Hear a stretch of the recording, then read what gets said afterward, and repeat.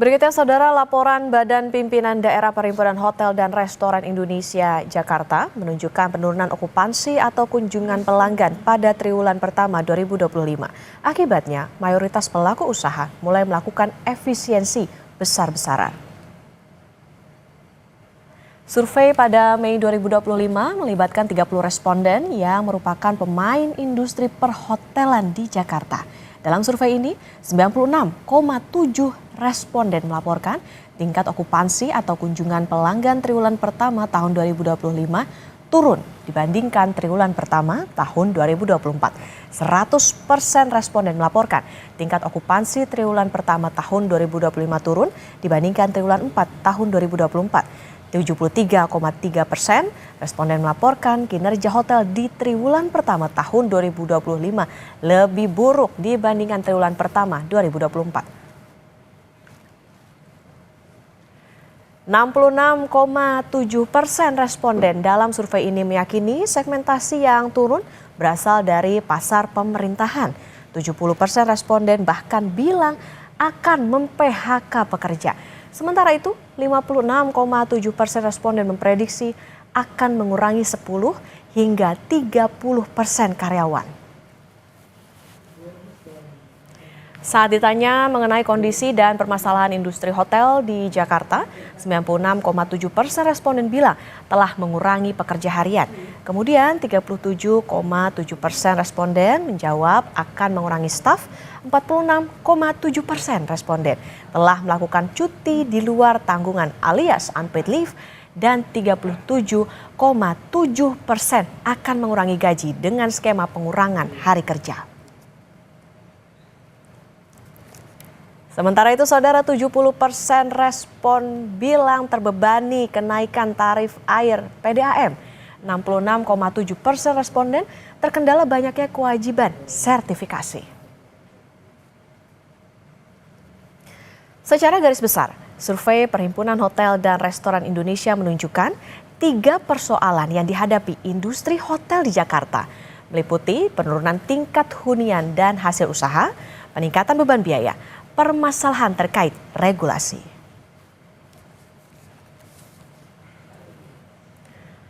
Industri perhotelan di Jakarta menghadapi masa sulit dalam beberapa tahun terakhir, dihantam penurunan jumlah pengunjung hingga biaya operasional yang semakin tinggi. Lebih lengkap sudah bergabung Ketua Badan Pimpinan Daerah PHRI Jakarta, Sutrisno Iwantono. Selamat pagi Pak Iwantono. Pagi, apa kabar? Baik, selamat pagi. Apa kabar Pak? Alhamdulillah, sehat. Alhamdulillah sehat. Pak Iwantono, soal survei PHRI yang tadi Pak, ini kan menunjukkan penurunan tingkat hunian dan hasil usaha. Boleh dijelaskan seberapa signifikan dan bagaimana dampaknya ke industri sejauh ini? Ya, dampaknya tentu akan menimbulkan penurunan dari sisi okupansi ya.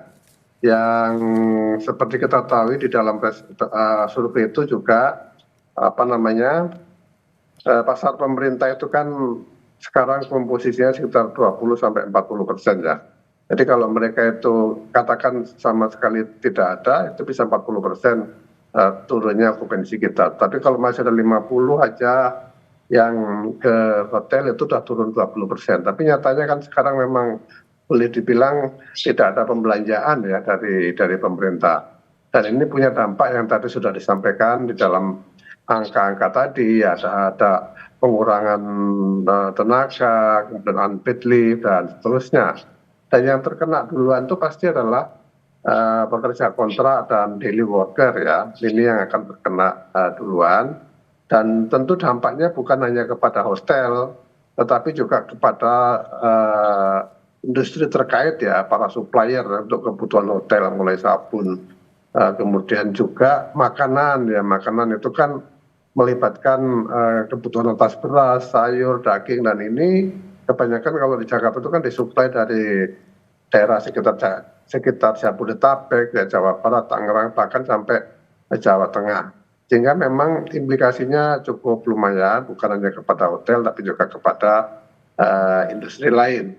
Oleh karena itu, upaya untuk mendorong permintaan saya kira dirasa penting agar kita bisa bertahan ya, bisa survive di dalam kondisi yang sulit ini. Oke, tingkat okupansinya lagi babak belur. Tadi kalau bicara soal bagaimana belanja pemerintah, nampaknya kan memang porsinya cukup besar ya. Tadi Bapak menyebutkan ada 20-40%. Nah, kemudian sekarang ini kan lagi ada kebijakan penghematan anggaran pemerintah, Pak. Nah, gimana sebetulnya kinerja industri perhotelan sebelum dan sesudah adanya kebijakan itu?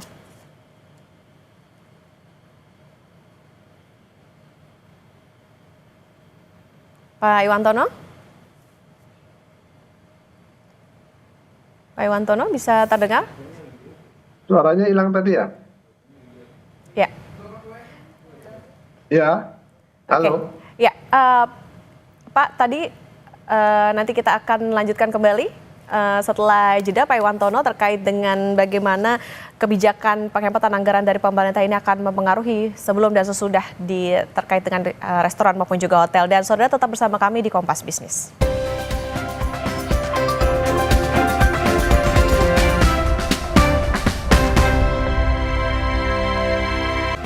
Masih di Kompas Bisnis Saudara, dan kita masih akan melanjutkan perbincangan bersama dengan Ketua Badan Pimpinan Daerah PHRI Jakarta Sutrisno Iwantono. Pak Iwantono, kita lanjutkan kembali. Tadi kalau dikatakan memang kan dengan menurunnya tingkat okupansi ini kan juga berdampak ada multiplier effect tidak hanya ke restoran atau juga hotel itu sendiri, tapi juga ke bagaimana supplier dan lain sebagainya. Dan tadi juga soal belanja pemerintah ini punya porsi cukup besar 20-40%. Tapi sekarang kan ada kebijakan efisiensi itu Pak, efisiensi anggaran dari pemerintah. Nah, bisa digambarkan kondisinya sebelum dengan sesudah adanya kebijakan itu seperti apa Pak Iwantono?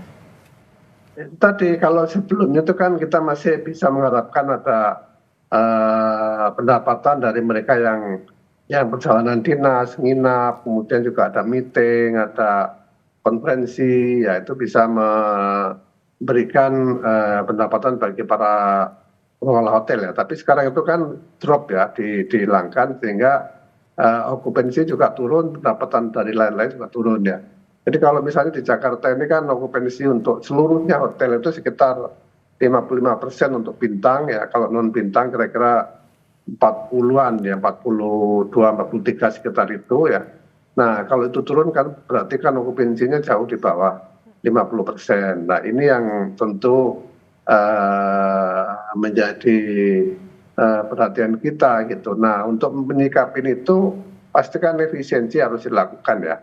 Efisiensi di sana sini diantaranya tenaga kerja kan merupakan komponen terbesar dari biaya kita. Nah kita berharap agar kondisi ini tidak berlangsung terlalu lama ya. Dan kalaupun memang pengetatan anggaran itu tidak bisa dihindarkan, ya kita berharap dari sisi pengeluaran nanti.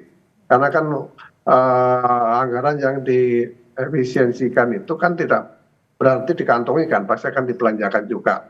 Nah pembelanjaan ini tolong bisa juga mendorong agar tetap bisa menghidupi hotel maupun restoran ya.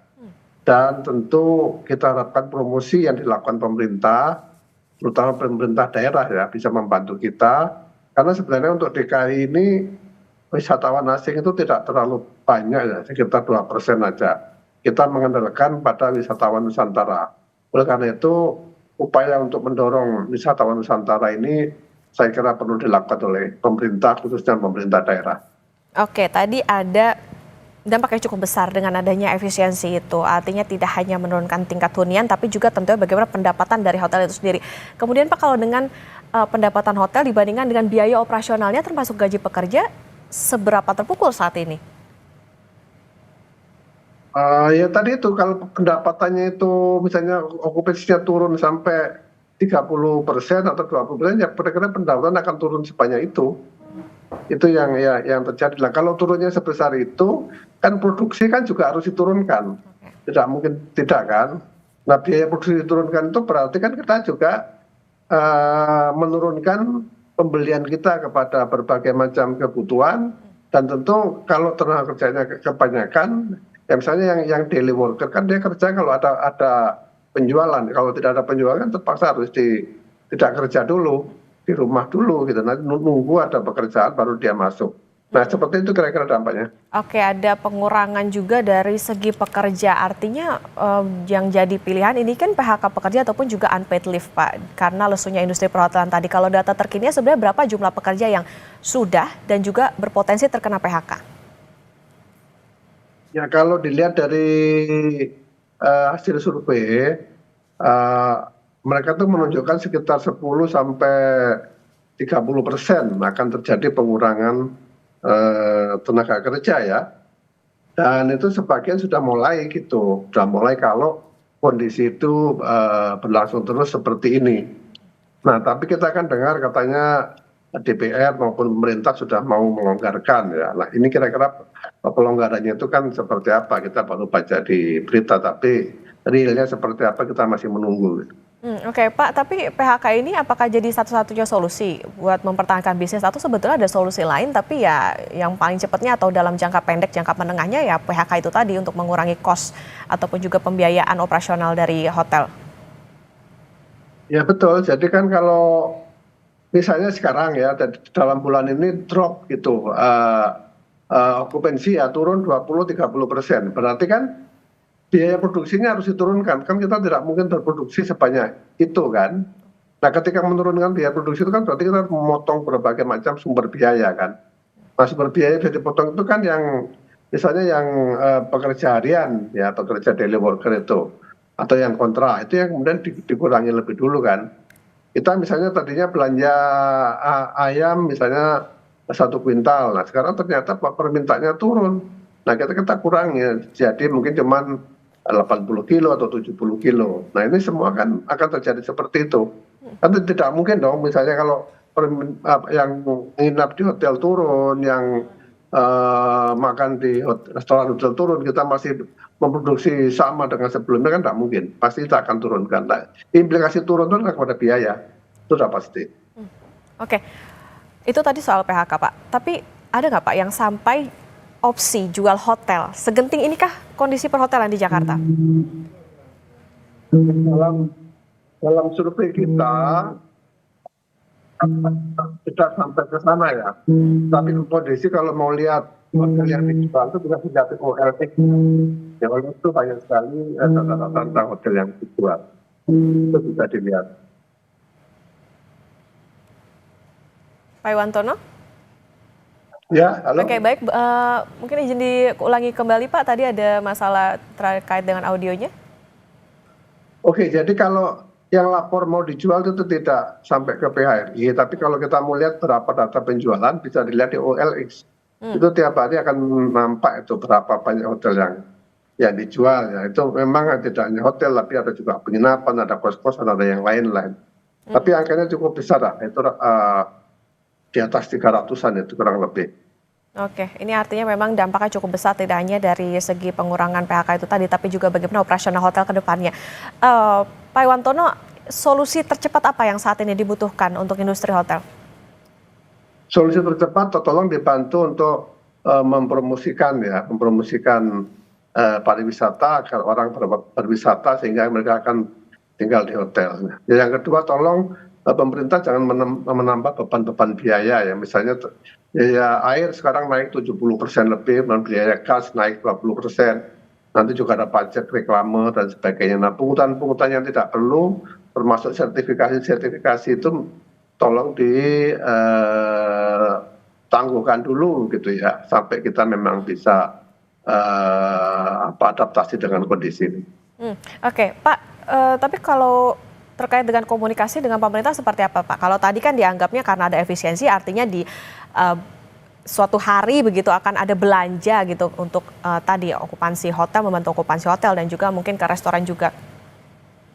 Saya kira kalau dengan pemerintah misalnya dari Dewan Pimpinan Nasional PHRI itu sudah ketemu juga dengan Menteri Pariwisata ya, dan saya juga ikut pada waktu itu, dan beliau juga memahami kondisi ini dan tentu akan berusaha untuk mencari jalan keluar gitu ya. Kita dengan pemerintah daerah, dengan dinas pariwisata juga selalu komunikasi ya, berhubungan. Tapi kan tidak bisa diselesaikan hanya dengan satu sisi, ini penyelesaiannya memang harus komprehensif. Hmm. Oke, solusi yang ditawarkan setelah dengan adanya komunikasi itu apa Pak Iwantono? Ya mereka akan berusaha untuk mendorong untuk terjadinya traffic tadi, terjadinya mobilitas penduduk sehingga itu akan menyebabkan peningkatan permintaan. Karena kalau memang dari ASN tidak juga segera kan berarti harus ada pengganti dari ASN itu yang akan apa namanya akan belanja di hotel, akan menginap di hotel. Itu harus didorong dengan anggaran pemerintah. Kan kita bayar PP1 ya, PP1 itu cukup besar 10%.